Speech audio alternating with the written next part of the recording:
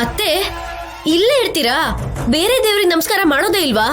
ಯಾವ ದೇವ್ರ ಕೈ ಮುಗಿದ್ರೆ ಏನ್ ಫಲ ಬಿಡು ಚಾರು. ಎಲ್ಲ ಅವನ್ ಅನ್ಕೊಂಡ್ ಹಾಗೆ ತಾನೇ ಮಾಡೋದು.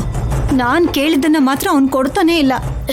ನಾವ್ ಅನ್ಕೊಂಡಿದ್ದು ನಡಿಬೇಕು ಅಂತಂದ್ರೆ ಪಕ್ಕದಲ್ಲೇ ಒಂದು ದೇವಸ್ಥಾನ ಇದೆ ಅತ್ತೆ. ಆ ದೇವಸ್ಥಾನದಲ್ಲಿ ಕರ್ಪೂರದ ಆರತಿ ಮಾಡಿ ದೀಪ ಹಚ್ಚಿದ್ರೆ ನಾವ್ ಅನ್ಕೊಂಡಿದ್ದೆಲ್ಲ ನೆರವೇರುತ್ತಂತೆ ಅತ್ತೆ.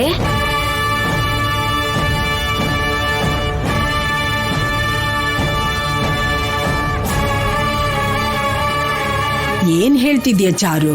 ಇಷ್ಟು ದೊಡ್ಡ ದೇವಸ್ಥಾನದಲ್ಲಿ ನೆರವೇರದೇ ಇರೋದು ಯಾವ್ದೋ ಚಿಕ್ಕ ದೇವಸ್ಥಾನದಲ್ಲಿ ನೆರವೇರುತ್ತಾ? ದೇವಸ್ಥಾನ ದೊಡ್ಡದಿದ್ರು ಹರಕೆ ಅಂತ ಚಿಕ್ಕ ತೆಂಗಿನಕಾಯಿಲೆ ತಾನೇ ಹೊಡಿಯೋದು. ಹಾಗೆ ಚಿಕ್ಕ ಗುಡಿ ಆದ್ರೂ ದೇವ್ರು ದೇವ್ರೇ ಅಲ್ವಾ? ಈ ದೇವಸ್ಥಾನದಲ್ಲಿ ಪೂಜೆ ಮಾಡಿಸ್ತಿದಾರಲ್ವಾ, ಮತ್ ಅಲ್ಲಿಗೆ ಹೋಗೋ ಅವಶ್ಯಕತೆ ಏನಿದೆ? ಆ ಕಡೆ ಹೋದ್ರೆ ದೊಡ್ಡದಾಗತ್ತೆ ಅಂತ ಕೇಳ್ಪಟ್ಟಿದ್ದೀನಿ ದೊಡ್ಡಮ್ಮ. ಹಾಗೆ ಅಲ್ಲಿ ಹೋದ್ರೆ ಭವಿಷ್ಯ ಕೂಡ ಗೊತ್ತಾಗತ್ತಂತೆ. ಅದಕ್ಕೆ ಹೇಳ್ದೆ, ನಿಮಗೆ ಇಂಟ್ರೆಸ್ಟ್ ಇಲ್ಲ ಅಂದ್ರೆ ಬಿಟ್ಬಿಡಿ, ಪರವಾಗಿಲ್ಲ. ಅತ್ತೆ, ನಾವು ತುಂಬಾ ಅನ್ಕೊಂಡ್ವಿ, ಆದ್ರೆ ಒಂದ್ ಮಾಡಿದ್ರೆ ಒಂದ್ ಮಾಡೋದಕ್ಕೆ ಆಗ್ತಾ ಇಲ್ಲ. ಅದಕ್ಕೆಗಂತೂ ದರಿದ್ರ ತಲೆ ಮೇಲೆ ತಾಂಡವ ಆಡ್ತಾ ಇದೆ. ನೀವೇ ನೋಡಿದ್ರಲ್ಲ, ಮೊನ್ನೆ ಕಣ್ಣಿಗೆ ಗಾಯ ಆಯ್ತು, ನೆನ್ನೆ ಕೈ ಸುಟ್ಟೋಯ್ತು. ಇಂಥ ಸಮಯದಲ್ಲಿ ಅಂತ ದೇವಸ್ಥಾನಕ್ಕೆ ಹೋಗೋದು ನಮ್ಗೆ ಒಳ್ಳೇದಾ? ಪಾರ್ವತಿ, ಅದೆಲ್ಲ ಅನ್ಕೊಳ್ದೇನೆ ನಡೆದಿದ್ದು. ಅದ್ರ ಬಗ್ಗೆ ನಾವು ಅಷ್ಟೊಂದು ಭಯ ಪಡೋ ಅಗತ್ಯ ಇಲ್ಲ. ಒಳ್ಳೇದಾಗತ್ತೆ ಅಂದ್ರೆ ಅದಕ್ಕಿಂತ ಇನ್ನೇನ್ ಬೇಕು ಜಾನಕಿ? ನಡೀರಿ ಹೋಗೋಣ. ಹೋಗೋಣ ದೊಡ್ಡಮ್ಮ, ಒಳ್ಳೇದಾಗುತ್ತಂತಲ್ಲ, ಬನ್ನಿ ಹೋಗೋಣ. ಸರಿ, ನಡೀರಿ ನಡೀರಿ.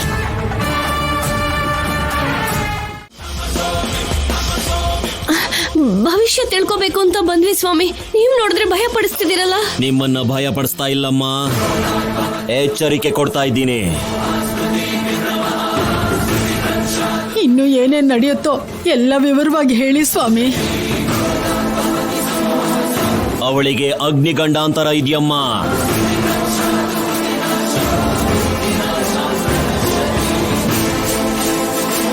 ಬೆಂಕಿ ಬಿದ್ದು ಇವಳು ಸುಟ್ಟೋಗ್ತಾಳೆ.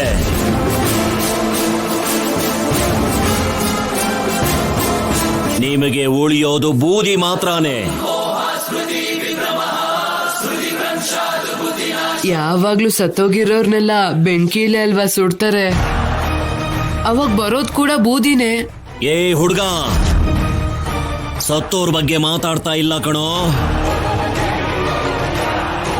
ಅಗ್ನಿಗೆ ಆಹುತಿಯಾಗೋ ಇವಳ ಬಗ್ಗೆ ಮಾತಾಡ್ತಾ ಇದ್ದೀನಿ. ನಾನ್ ಸುಟ್ಟು ಹೋಗುದು ಅಂದ್ರೆ ಏನ್ ಸ್ವಾಮಿ? ಇದಕ್ ಪರಿಹಾರ ಏನೂ ಇಲ್ವಾ? ಮೃತ್ಯು ಯಾವ ರೂಪದಲ್ಲಿ ಬೇಕಾದ್ರೂ ಬರಬಹುದು, ಆದ್ರೆ ನಿನಗೆ ಮಾತ್ರ ನಿನ್ನ ಸೊಸೆ ರೂಪದಲ್ಲಿ ಬರುತ್ತೆ. ಅಯ್ಯೋ,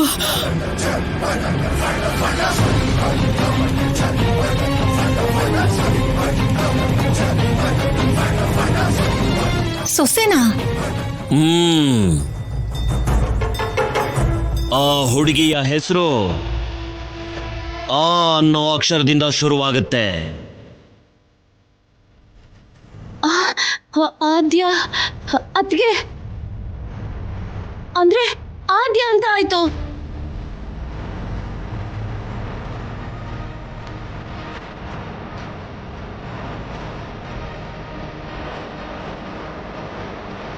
ಅವಳಿಂದಾಗಿ ನನಗ್ ಸಾವು ಬರತ್ತಾ? ಆ ಹುಡುಗಿ ನಿನ್ನ ಸೊಸೆ ಆದ್ಯ ಇರೋವರೆಗೂ ಸಾವು ನಿನಗೇನು ಮಾಡೋದಿಲ್ಲ. ಆ ಹುಡುಗಿ ನಿನ್ನ ಸೊಸೆ ಆದ ಕೂಡ್ಲೆ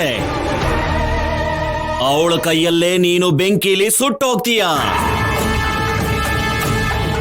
ಅಯ್ಯೋ, ಅಯ್ಯೋ, ಅದೇನದು ಸ್ವಾಮಿ? ಅತ್ತೆ ಆದವಳು ಸೊಸೆನ ಸುಟ್ಟಾಕ್ಬಹುದು, ಸೊಸೆನೆ ಅತ್ತೆನ ಸುಟ್ಟಾಕಕ್ಕೆ ಹೇಗ್ ಸಾಧ್ಯ? ಅದು ಅದೃಷ್ಟವಂತರ ಜೀವನದಲ್ಲಿ ಮಾತ್ರ ನಡೆಯುತ್ತೆ. ಇವಳಂತ ದುರದೃಷ್ಟವಂತಳ ವಿಷಯದಲ್ಲಿ ಅದು ನಡೆಯೋದಿಲ್ಲ.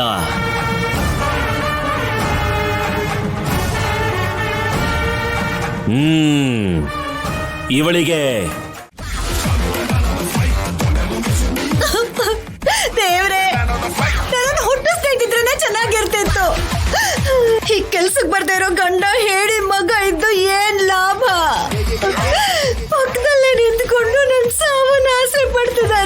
ಪದ್ಮ, ನೀನೇ ಅಲ್ವೇನೆ ತುಂಬಾ ಸಲ ಹೇಳಿರೋದು ಒಳ್ಳೆಯವರಿಗೆ ಸಹಾಯ ಮಾಡ್ಬೇಕು ಅಂತ. ಸಹಾಯ ಮಾಡ್ತಿದ್ರೆ ಬೇಡ ಅಂತಿಲ್ಲ, ಯಾಕೆ? ಪದ್ಮಾವತಿ, ಟೈಮ್ ಇಲ್ಲ, ಬೇಗ ಕೆಲ್ಸ ಮುಗಿಸು.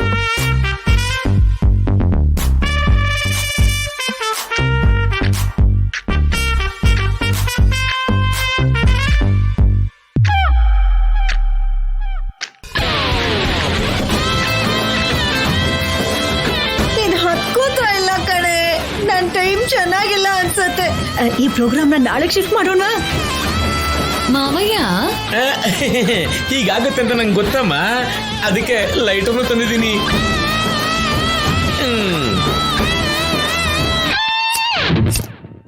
ನೀನೇ ಅಂಟಿಸ್ಕೋತ್ಯಾ ಅಥವಾ ನನಗೆ ಅಂಟಿಸು ಅಂತ್ಯಾ? ಬೇಡ ಆದ್ಯಾ, ನನ್ ಮಾತ್ ಕೇಳೆ. ಬೇಡ ಬಿಡು, ನೀನ್ ಹೇಗೂ ಅಂಟಿಸ್ಕೊಳ್ಳಲ್ಲ ಬಿಡು, ನಾನೇ ಹಚ್ತೀನಿ. ಬೇಡ